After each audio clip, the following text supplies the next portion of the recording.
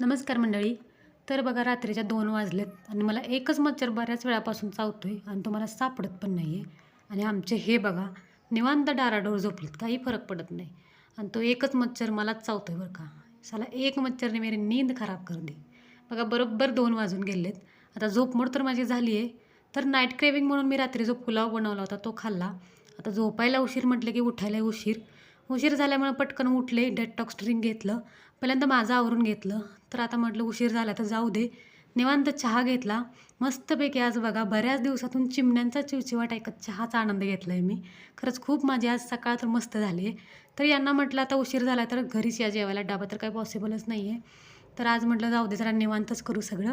त्याच्यानंतर मी अद्विकचं आवरून घेतलं. त्याच्याशी थोडीफार मस्ती केली. सकाळी सकाळी जरा मूड साहेबांचा फ्रेश असतो.